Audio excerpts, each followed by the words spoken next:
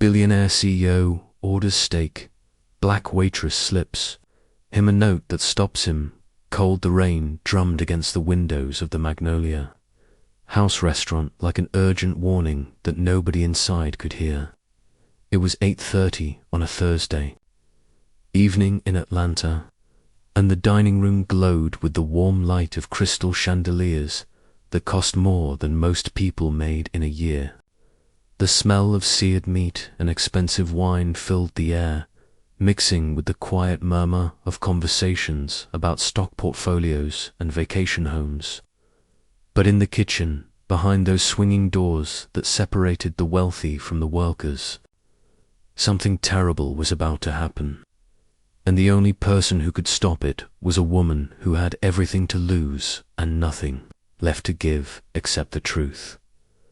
Jameson Pierce sat at table 12 wearing a faded Georgia Tech sweatshirt and worn jeans that he'd bought from a thrift store that morning. Nobody in the restaurant knew that this seemingly ordinary black man was actually worth $3.7 billion. Nobody knew that he owned not just this restaurant, but 17 others across the Southeast. He had come here tonight after receiving an anonymous email that simply said the Magnolia House was not what it seemed, and that employees were suffering while customers were being deceived. The email had been signed only with the words, "Someone who can't speak up but hopes you will." Jameson had built his fortune by trusting his instincts, and something about that message made every alarm bell in his mind start ringing. So he had driven 3 hours from his estate, changed into old clothes in a gas station bathroom, and walked into his own restaurant as just another customer to see what secrets were hiding behind the perfect reviews and profit reports. The moment Jameson entered the Magnolia House, he felt the atmosphere change around him like the temperature dropping before a storm. The hostess, a young white woman with perfectly styled blonde hair, looked at his clothes and her smile became forced and cold. She led him past the good tables near the windows where white families laughed over their meals and seated him in the back corner next to the kitchen doors where the noise was loudest and the smell of garbage drifted through whenever staff passed by. She dropped the menu on his table without a word and walked away before he could even say thank you. Jameson watched as she returned to the front, greeting a white couple in designer clothes with enthusiasm and leading them to a prime table with a view of the city lights. He had owned this restaurant for 5 years, but had never actually eaten here as a customer. And already he was beginning to understand why that anonymous email had been sent. The waitress who finally approached his table after 15 minutes of being ignored was different from anyone else in the room. Her name tag read Destiny Williams, and she moved with the careful precision of someone who had learned that one wrong step could cost her everything. She was in her early 30s with tired eyes that had seen too much and a slight tremor in her hands that she tried to hide by keeping them clasped behind her back. Her uniform was clean but worn thin at the elbows, and her shoes had been resoled so many times that they barely held together. When she spoke, her voice was professionally pleasant, but Jameson could hear the exhaustion underneath. "Good evening, sir. My name is Destiny, and I'll be taking care of you tonight. Can I start you with something to drink?" Jameson looked into her eyes and saw something that made his chest tighten with recognition. It was the same look his mother had worn 30 years ago when she worked 3 jobs to keep food on the table while his father was sick. It was the look of someone holding on by their fingernails and praying nobody noticed how close they were to falling. Jameson ordered the signature 48-ounce ribeye, the most expensive item on the menu at $350, along with a bottle of wine that cost another $200. Destiny's eyes widened slightly, and she hesitated before writing it down. "Sir, I just want to make sure you're aware of the prices.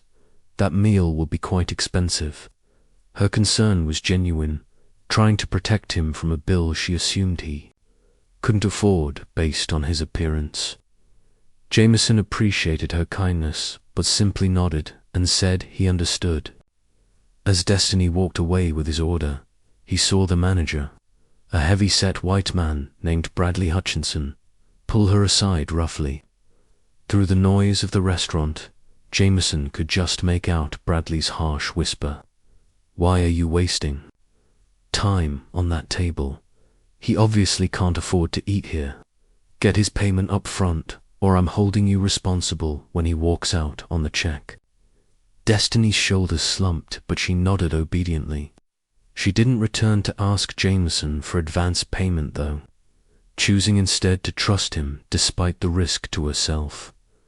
As Jameson waited for his food, he observed the restaurant with the trained eye of someone who had built an empire on noticing details others missed. He watched as black customers were consistently seated in the worst sections while white patrons got premium tables even when they arrived later. He noticed how the black staff members were given the hardest tasks and longest shifts while there. White colleagues got better schedules and easier assignments. He saw Bradley publicly humiliate a young black busboy for moving too slowly, even though the kid was clearly doing his best while limping from what looked like an untreated injury. The deeper Jameson looked, the angrier he became. This wasn't just bad management or unconscious bias. This was systematic discrimination happening in a business that bore his name, and it had been hidden from him behind falsified reports and manipulated numbers. When Destiny returned with his wine, Jameson noticed she kept glancing nervously toward the kitchen. Her hands shook more visibly now as she poured, and he could see tears gathering in the corners of her eyes that she kept blinking away. "Is everything all right?" he asked quietly, genuinely concerned. Destiny looked at him with surprise, as if kindness from a customer was the last thing she expected. "Yes, sir, everything is fine. Your steak will be out shortly." But as she said it, her voice cracked slightly and she quickly excused herself. Jameson watched her disappear into the kitchen and made a decision. He pulled out his phone and sent a message to his security team. "Send 2 people to the Magnolia house immediately. Plain clothes. Have them wait in the parking lot for my signal." Something was very wrong here, and he had a feeling it was about to get worse. 20 minutes passed before Destiny emerged from the kitchen carrying his steak under a silver dome. But everything about her had changed. Her face was pale. Her eyes were wide with what looked like fear mixed with determination, and she moved with the deliberate care of someone carrying something dangerous. She set the plate in front of Jameson and lifted the dome to reveal a perfectly cooked steak that would have looked appetizing if not for the expression on Destiny's face. As she set down his silverware, she pulled a folded napkin from her pocket and placed it next to his plate. Her hand lingered on it for just a second, and she looked him directly in the eyes with an intensity that made his breath catch. "Enjoy your meal, sir," she said, but her eyes were saying something completely different. They were saying, "Please read this, please understand, please help." Then she was gone, walking quickly back toward the kitchen without looking back. Jameson unfolded the napkin with steady hands despite the adrenaline surging through his system. The words were written in blue pen, hurried but clear. "They spit in your food. They do it to every black customer who orders expensive items. The manager orders it. I have proof, but I'm scared. Please don't eat it. Please help us. There's more happening here than you know. They're stealing our wages, denying us breaks, threatening to fire anyone who complains. I'm risking everything writing this, but I can't watch this anymore. If you have any power, please use it. We're desperate. Jameson read the note twice, his jaw clenching tighter with each word. He looked at the steak, perfectly presented but contaminated with hatred, and felt a rage so cold and precise that it made his hands steady. He folded the napkin carefully and put it in his pocket. Then he stood up and walked directly toward the kitchen. Bradley Hutchinson tried to block his path.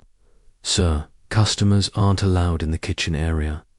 Please return to your table." Jameson looked at him with eyes that had negotiated billion-dollar deals and faced down corporate boards. "I'm not a customer. I'm Jameson Pierce, and I own this restaurant. Step aside or I'll have security move you."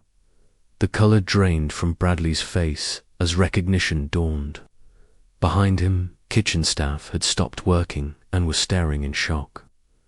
Jameson walked past the stunned manager and into the kitchen, where he found exactly what he expected. The head chef, a man named Roger, was standing over another plate, laughing with two other cooks. "Did you see his face when he ordered that steak?" Roger was saying. "These people think they can just come in here and pretend they belong. Well, this will teach him to stay where He stopped mid-sentence when he saw Jameson standing there. The kitchen fell completely silent. Jameson pulled out his phone and held it up, showing that he was recording. "Continue," he said calmly. "Tell me exactly what you do to the food of black customers."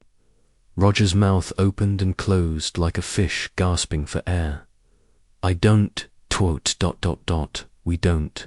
This is a misunderstanding." Jameson turned to address the entire kitchen staff. "I am Jameson Pierce. I own this establishment. What I've discovered tonight is not just morally reprehensible, it's criminal. As of this moment, Roger, you're terminated. Bradley, you're terminated. Anyone else who participated in contaminating food or discriminating against customers and staff based on race, you're done." He turned to Destiny, who was standing frozen by the dish station. "Ms. Williams, thank you for your courage. Your note may have saved lives, and it certainly saved this restaurant from continuing down a path of hatred and illegality." Bradley tried to speak up, his face red with anger and embarrassment. "You can't just come in here and fire us without cause. We have contracts. We have rights." Jameson's laugh was cold and sharp. "Contaminating food is assault. Wage theft is a crime. Discrimination is illegal. You don't have contracts anymore. You have court dates. My security team is already pulling footage from your cameras, and I'm sure what they find will be very interesting to both the health department and the district attorney." He pulled out his phone again and made a call. "This is Jameson Pierce. I need a full investigation team at the Magnolia House immediately. Bring the forensic accountants. We're looking at systematic wage theft and discrimination. Also, contact the health department and tell them we're voluntarily closing for a complete inspection and staff restructuring." As Bradley and Roger were escorted out by security, Jameson gathered the remaining staff in the dining room. Many of them were crying, some from fear and others from relief. Destiny stood near the back, still trembling but with something new in her eyes that looked like hope.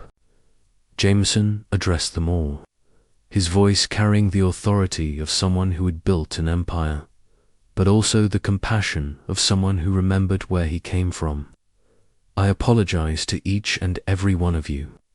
This happened under my name, in my business, and I take full responsibility for not catching it sooner. Effective immediately, we're closing for 2 weeks. Everyone will receive full pay during that time, plus a bonus equal to 1 month's salary as compensation for what you've endured. We'll be conducting interviews with each of you individually to document any wage theft or discrimination you've experienced. and you'll be compensated for every penny stolen from you with interest. He looked directly at Destiny. Miss Williams, I'd like to offer you the position of general manager, effective when we reopen. You showed more courage and integrity tonight than anyone I've employed in management before. The job comes with a salary of $90,000 a year, full benefits, and a promise that you'll have complete authority to run this restaurant the right way. Destiny's legs gave out, and she sat down hard in the nearest chair, tears streaming down her face. I can't. I'm not qualified. Jameson walked over and knelt beside her chair so they were at eye level. You're more qualified than anyone who's held that position before. You see people, not just profits. You stand up for what's right, even when it could cost you everything. That's exactly the kind of leader this place needs. Over the next 2 weeks, the investigation revealed a pattern of abuse that went back 3 years. Bradley and Roger had stolen over $200,000 in wages from employees, mostly from Black and Hispanic staff members. They had created a culture of fear where employees were too scared to report violations, too desperate to quit, and too beaten down to fight back. The health department found numerous violations in food safety, all stemming from the deliberate contamination of meals for minority customers. Criminal charges were filed, and both men would eventually serve prison time. But more importantly, the story made national news, forcing other restaurants to examine their own practices and leading to industry-wide changes in how discrimination complaints were handled. The Magnolia House reopened with Destiny as general manager and a completely restructured staff that reflected the diversity of Atlanta itself. The walls were redecorated with artwork from local Black artists. The menu was redesigned to include dishes that celebrated the city's rich cultural heritage, and every employee was paid a living wage with full benefits. A plaque was installed near the entrance that read, "Every person who enters this door deserves dignity, respect, and excellent service, regardless of race, class, or background. This is our promise and our purpose." Destiny insisted the name be included on the plaque as the owner who had the courage to uncover the truth and make things right. But Jameson refused, saying that the real courage came from a waitress who risked everything to write the truth on a napkin. 6 months later, the Magnolia House had become one of the most successful restaurants in Atlanta, not because of its expensive steaks or fine wines, but because customers could feel the difference when they walked through the door. They were served by staff who were treated well and who genuinely cared about their experience. The kitchen was run by chefs who took pride in every dish, knowing it would be served with dignity to every customer regardless of who they were. Destiny had hired back many of the employees who had quit under Bradley's management, and she had implemented training programs that gave young people from underserved communities a chance to learn the restaurant business. She had also started a scholarship fund for employees who wanted to continue their education. Funded by a percentage of the restaurant's profits, Jameson visited the restaurant once a month, but he never announced when he was coming, and he always dressed casually. He would sit at different tables, order different meals, and watch how customers and staff were treated. But mostly, he came to see Destiny, to watch her lead with the perfect combination of strength and compassion that he had recognized in her from that first night. She had saved not just his restaurant, but his faith in the possibility of change. During one of these visits, Destiny sat down with him after the dinner rush, and they talked about that night that changed everything. "I almost didn't write that note," she admitted. "I had 2 kids at home, no savings, no other job prospects. Writing that note could have destroyed my life." Jameson nodded, understanding the weight of what she had risked. "But you did it anyway. Why?" Destiny was quiet for a moment, looking out at the dining room where families of all colors were enjoying their meals, where staff members laughed together regardless of their backgrounds, where the American dream wasn't just a myth but a nightly reality. Because, she finally said, I couldn't look my children in the eyes and tell them to stand up for what's right if I was too scared to do it myself. I couldn't teach them to have courage if I didn't show them what it looked like. That note wasn't just about stopping something bad. It was about believing that someone with power would actually care enough to do something about it. You restored my faith that good people exist at every level, even at the top. Jameson thought about all the money he had made in his life, all the deals he had closed, all the success he had achieved. None of it compared to the feeling of sitting in this transformed restaurant, watching people treat each other with dignity and respect, knowing that it had all started with a woman brave enough to write the truth on a napkin and a man willing to take off his suit and see his business through the eyes of those who worked there. You know, he said to Destiny, I've learned something important from all of this. Real power isn't about what you can control or who you can command. Real power is about lifting others up, protecting those who can't protect themselves, and having the courage to look at ugly truths even when they're happening in your own house. The story of the Magnolia House spread throughout the business community, inspiring other CEOs to go undercover in their own companies, to listen to their lowest paid employees, to look for the discrimination and abuse that often hides behind polished reports and profit margins. Destiny was invited to speak at conferences about ethical management and the importance of diversity in leadership. She always began her speeches the same way, by holding up a simple napkin and telling the story of the night she risked everything to tell the truth. She would say, "This napkin is proof that one person's courage can change everything. But it's also proof that courage means nothing if nobody's listening. We need both the brave truth-tellers and the powerful listeners. That's how real change happens." Years later, when business students studied the transformation of the Magnolia House, they focused on the numbers like the 400% increase in profits, the numerous awards for workplace excellence, and the expansion into a successful chain of ethically run restaurants. But Jameson and Destiny knew that the real lesson was simpler than any business metric. It was about the moment when someone sees injustice and decides to act, even when acting could cost them everything. It was about the responsibility of those with power to look beyond their comfort and privilege to see the suffering they might be enabling. It was about understanding that every business is really just people, and how you treat those people determines not just your success, but your soul. The title of this story remains as true at the end as it was at the beginning. Billionaire CEO orders steak. Black waitress slips him a note that stops him cold. But what that title doesn't capture is how that cold stop became a warm beginning.